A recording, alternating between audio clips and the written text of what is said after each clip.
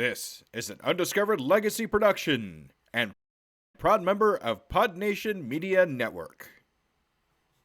All right, Scuba Believer, let's get across the start line with a Where the Heck Are They Now episode featuring Leslie Fiorenzo. Let's go! Who else can share your story? No one else can share your story. And stop waiting for timing to be right, because timing will never be right. You just have to take the leap of faith. And if you're being pushed, if the universe is calling, whatever term you want to put on it, if you've been given an assignment, I think we're all given an assignment that we feel, and you need to act on that. Salutations, Scuba Believers, and we are here again with another Where the Heck Are They Now episode. Today we're following up with Leslie Fiorenzo. You might remember her from some of the commercials I put in my podcast. But hey, Leslie, it's so great to see you again. It is great to be back and see you again too, Jesse. I can't believe it's been a year. I know. It's like time went by so quickly. I just can't believe it's been a year. I think episode 73. Episode 73 wow. is when our first one. I'm like, I don't know, 100 something or other. But yeah, it's been a year. It's amazing how time flies, doesn't it? It is. It is. When you're having fun, especially, right? Oh, yeah. Especially when you're doing what we're doing, right? Yeah. Yeah. All right. So one thing I'd like to ask you, in this whole year that we've been together here, I'd like to know, are you still a Scuba Believer? Absolutely. All right. Thank you so much for continuing to be a Scuba Believer, Leslie. You're amazing. Thank you so, so much. All right. So if this is the first time you've heard of Leslie and you didn't get a chance to listen to her other episode or the first episode, I'll definitely have a link to that in the show notes. But this is your first time meeting. Let's give them just a quick rundown of who you are and what your entrepreneur adventure is. So I'm a presentation coach. And so what I do is I help people take the confidence they have in one-to-one settings to bigger stages. And that might mean a stage, literally, or it might mean their team meeting. It might mean a group at a networking event. It's having the confidence to share their story in a way that gets people to say, oh gosh, tell me more, or energizes their audience to do what they need to do, especially if it's a team meeting. Awesome. Awesome. And how long have you actually been doing that for now? Because I know when we first started talking, you've only been doing it for a little while. So technically, how long have you been doing it now? So technically full-time, almost a year. A year ago at this time, my husband and I were on a road trip to celebrate our 40th wedding anniversary. I had retired from my full-time job, and then we were gone for 4 weeks, and I came back mid-June and focused full-time on growing my business. Fantastic. Now, do you remember we talked about following up with a few goals that you had set for yourself in the last podcast? So we're going to see how you did here. So one of the things that we talked about was that you actually doing this full time. So did you actually reach that goal? Yes, I did reach that goal. Fantastic. That must feel amazing to be able to do something you love so much to be able to do it full time now. Yes, it's great. All right. And the other one was a course. You said you were in kind of like just getting started with making a course. And did you finish that course? Yes, it's 5 steps to speaking success. And I took my course and turned it into a book, which is available on Amazon if people are interested in that. But it's designed to help people who struggle specifically with public speaking be a confident speaker. And again, I said that earlier, speaking isn't just necessarily for stages. It could mean, I don't like to network, but I know I need to network and I don't know what to say or do. Or I want to be a better team leader. I want my team meetings to get people excited. People don't usually show up for work and say, "Ooh, I hope there's a meeting today." So I would like team leaders to have their team say, yeah, this was a good use of our time. Yeah, it's not always just, if you're standing in front of one person, you're speaking. Mm-hmm. It's that simple. I find myself speaking in the mirror sometimes, and I'm just trying to figure out how I'm going to say things. Yeah. But all in all, if you're talking to somebody else, you're on your own little dinky stage, whether it's just like a little 2x2 square that you're standing on, or a big stage that has a screen behind you with lights and confetti or whatever it is going on. Exactly. So you can use these tools that you have in your book and in your programs to improve you being able to speak and get your point across. Is that right? Exactly. All right. That's awesome. Thank you for that. And if you want to see Leslie's book will definitely have a link in the show notes for you to take a look at, possibly buy that on Amazon, all that good stuff. Yeah. All right.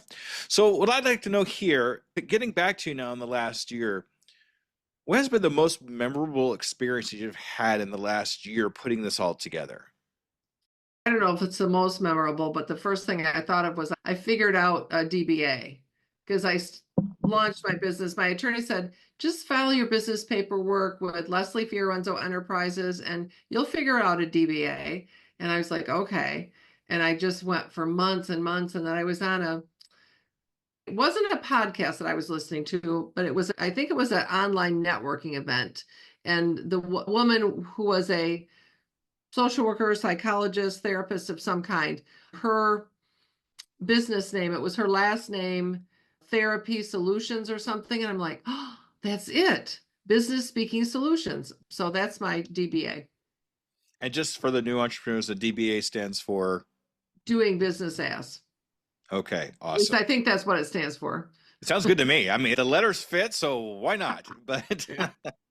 I recently had to do kind of something similar too, where I had to come up with a name for for the business side of what I'm doing, and I put together Undiscovered Legacies because I figured that was Oh, kind of neat yeah. because everything I'm doing is all kind of like a new discovery, and anybody that's never discovered it yet is discovering it for the first time. So Undiscovered Legacies seem to fit so well. So Yeah, that does fit. Yeah.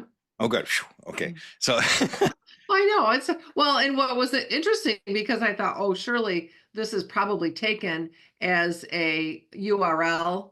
Somebody's probably got that, and my attorney did a search. He's like, no, it's yours. I'm like, really? So I bought the URL on GoDaddy and I redirected it to my current website, which is just my name.com. So yeah, it's all working. It seems to be working out. You're definitely going in the right direction, Leslie. Everything seems to be going well for you so far. Yeah. Most So, of all, I'm enjoying what I'm doing and I think I'm making a difference. So, well, you definitely make a difference for anybody that really needs help because being able to do public speaking in one way, shape, or form, that's going to have a direct effect on how successful you're going to be being able to talk to somebody in the right way. I mean, if we're talking to someone, we're going, it's not professional, you know? So being able to get those words out, which sometimes is hard for me. oh, me too. You heard my, It's really important to be able to do that so you can get your point across to people. yes. So I do work with several of my clients on what we call filler words because words, the ums and the ands, but there's also some words that I'll say idiosyncrasies that creep into someone's language. They're using them as, I will say, a crutch, and it interferes with their ability to communicate. I think my least favorite word that I used to use was you know what I mean. Yes. Because when you say you know what I mean, it's like, no, I don't know what you mean because you haven't said anything yet. So when I first look back to some of my very first episodes, I used to say, what was the word I always said? Actually. Oh, actually, okay. And let Yeah. me tell you something. I said actually a lot because I was afraid people wouldn't take me seriously. I'm like, this is actually what's going on. And then it just kind of crept in there every once in a while now. I'll still catch it every once in a while, but I've gotten a little bit better at it. Well, Jesse, it wasn't until I started transcribing or using a tool to transcribe the videos for my YouTube channel for closed captioned that I realized how often I was starting sentences with the word so. You'll always know, and that's the thing for me too. You always know when I'm about to go into another subject or a new question because I always start with so. It's annoying, but for some reason, that's my favorite bridge word to go into the next thing. So, uh,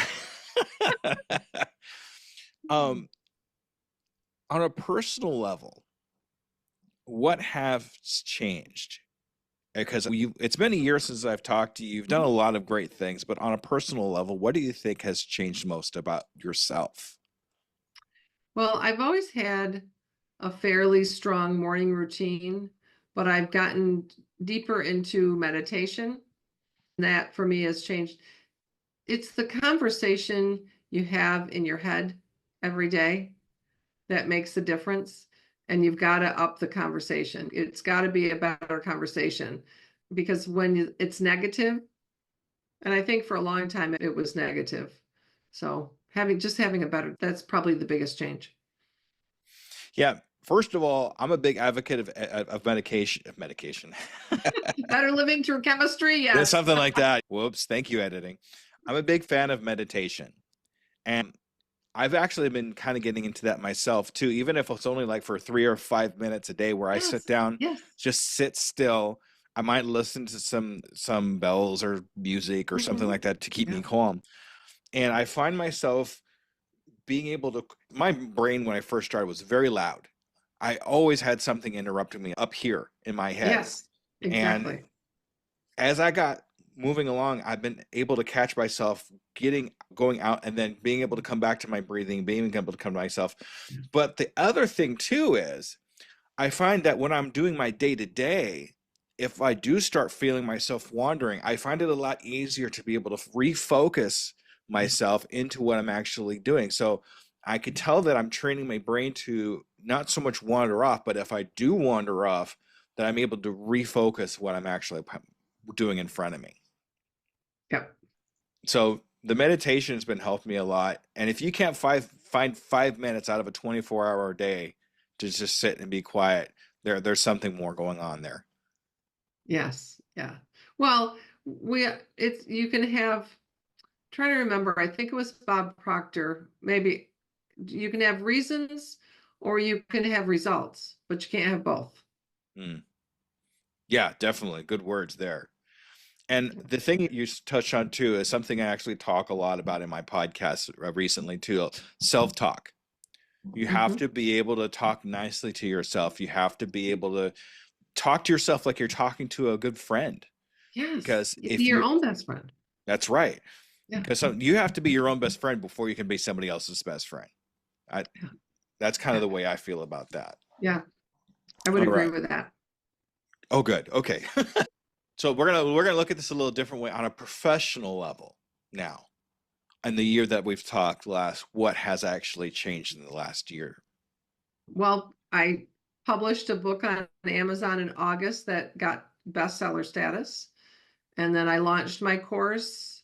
I've done a lot of individual coaching sessions. I've done several in-person workshops that I do here locally in the greater Grand Rapids area.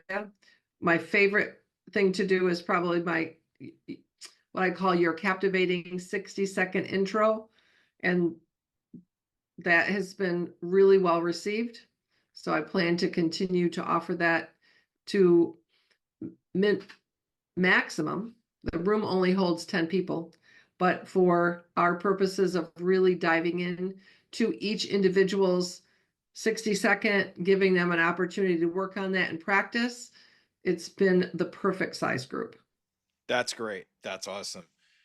What else? Anything else you think of that might have changed over the last year? Well, my husband and I love a good road trip, so I was able to schedule some speaking engagements and coordinate some road trips. And we've got a couple other ones coming up, so that I'm excited about. And this will not be a road trip. This will be a flight trip, but I'll be speaking at a summit, and a summit's not quite the right word, a 2-day event in Las Vegas in November. Oh, awesome. That's great. Yeah, yeah. Do you know where that's going to be held at? It's the Industrial, I think is the name of the property. It was not a familiar venue to me, but it's a event venue that I want to say is probably on the north end of the strip, close to downtown. I'm not certain. I know I Googled it and looked it up.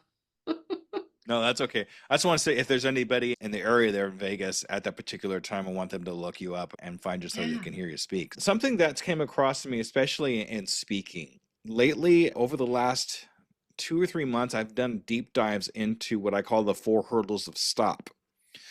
And the 4 hurdles to stop are imposter syndrome, perfectionism, failure, and fear. These are the 4 more common things that people come across that stop us from getting started in their entrepreneur adventure. Mhm. And I feel that especially when it comes to public speaking of any sorts, that imposter syndrome seems to be the one thing that hits most speakers. And I would like to get your take on that. Yeah. So the question I would encourage people to ask is, if not now, when? And if not you, who else can share your story? No one else can share your story. And stop waiting for for timing to be right, because timing will never be right. You just have to take the leap of faith. And if you're being pushed, if the universe is calling, whatever term you want to put on it, if you've been given an assignment, I think we're all given an assignment that we feel, and you need to act on that, because if you don't, and I believe it was the woman who, I'm trying to think of her name. She wrote Eat, Pray, Love, but then I listened to a couple of her books and she has a podcast. Elizabeth, can you help me with her name? Anyway, people know who she is, I'm sure. I'll put it in the show notes, y'all. Yeah. Right. Yeah. She talked about an author friend of hers. She talked about being given this idea for a book, and she just didn't pay attention to it. And then time went by, and then she was talking to an author friend of hers who was writing a book going to be published. The book was going to be published, was a very similar storyline. And she said, I didn't act on it. So the universe found somebody else to do it. I think that it's just, I just thought that was so interesting. I'm like, yeah, if you don't act on the message you're given, it will go someplace else. So you need to act. I can't count how many times that I've thought about an idea or something's come across my head. Oh, that would make a great product, or that would make a great talk, or anything like that. And then I just don't do anything with it. And then, like, not more than a couple months later, I found it on TV, or I found it on the radio. I heard about it in another podcast. I was like, man, that was my idea. Why didn't I do anything about it? And you're right. The universe, if you're not going to do it, the universe will find somebody that will get that message out there. So why not just let it be you? Yeah, yeah. All right. Now, in the year that it's been, we all come Uh-huh. across problems and pitfalls and things like that. I was wondering if you had any kind of pitfalls or problems in that year that since we've talked last, that you maybe could speak of.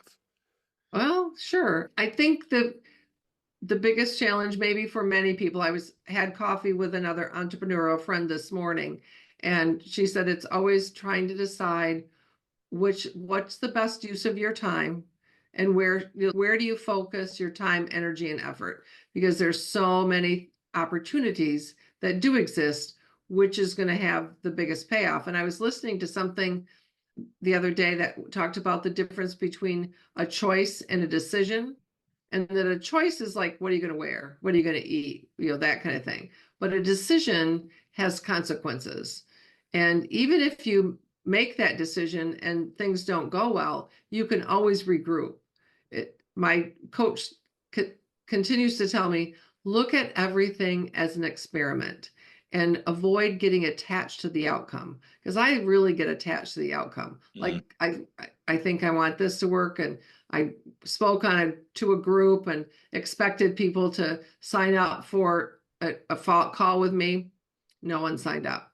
But the process of speaking to the group, the process of the opportunity to have that happen, and then just the process of preparing for that talk and delivering that message was in and of itself the reward, and not necessarily what's going to come back to me. And who knows, it's recorded, it's in the archives of the community, and somebody may come across it and book a call. You never know. Yeah, at least you're putting something out there at that Yeah. particular point. And I had my virtual mentor on my podcast finally, Pat Flynn, and that he told me that somebody told him, it's kind of the same idea as you, that you don't want to count likes, but you want to count reps, right? Yes. You want to Yeah. count how many times you've put this particular podcast or episode, the process of putting that episode, the process of getting on stage, how you talk to the people to be able to get on that stage to begin with is going to Yes. be relative to how you get onto the next few stages. So it's not so Mhm. much as the people that you're talking to out there. Of course, you want them to react or buy or whatever it is that you're trying to accomplish. But the process of getting to that point is almost as important as getting the people to buy from you. Yes, I think, and that's the interesting thing, Jesse, that I've learned to appreciate, and maybe you can say it's the process, it's the journey, but it's not the end, but it's what you're doing to get there. What you're working towards, if that makes any sense. Because I think we always feel like, ooh, when I have this X, whatever X is, when I've delivered, like when I finish this book, when my book is published, or when I speak on that stage, or when I do this, that'll be, it's like, no, there's always something more, and you're never finished. So enjoy that process of creation, of learning, of viewing it as the next step, viewing it as growth. That's what I'm learning. Because I have been very much tied to the outcome, and I'm learning to let go of that. Good. That's good. Yeah, get the reps in instead, and then count Yeah, those get there. instead. So Yeah, yeah. that's great. All right, this is my favorite question to ask any of my return guests that I've had on my podcast. Thinking back to 1 year ago, Leslie, what Yes. would you tell 1 year ago, Leslie, if you could talk to her right now? Yeah, like the need to, for the outcome, enjoy the process, and know that you've got to do the reps. And that's okay. It'll be what it's supposed to be, but just enjoy those opportunities. It's like enjoying this.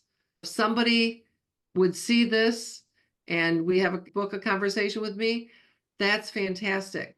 But knowing that just you and I having this conversation, that's so much fun for me. And that opportunity to come back a year later, that's fantastic. Yeah, I think that's one of the reasons why I do this most is just to hear the hero's journey of the people that I talk to and Yeah. see where it took them over the last year and what kind of Mhm. changes have happened and what positive things and negative things too that could possibly happen that we can Yeah. learn from Oh, in that yeah. particular amount of time from the same person that's actually lived it. I mean, we could talk to about one person's experiences and that kind of thing, and okay, that's nice, and this is their story. But to be able to hear from that same person again after a certain amount of time to see that their actual experiences and journey through that particular time, and it's kind of fun to go back to the old episode and listen and hear the differences and the Oh, speaking and the yeah. way they talked and that kind of thing too. It's amazing. Yeah. It's the power of time travel in our own way. Yeah, really, it is. That's very cool. Okay, so there's the so again. All right, so what I'd like to do here with you, Leslie, is I want to do this again, but we're gonna instead of saying 6 months, I think we're just gonna say a year this time because that's about how much Okay, took it perfect. last time. So for you and your company in the next year, what would you like to accomplish?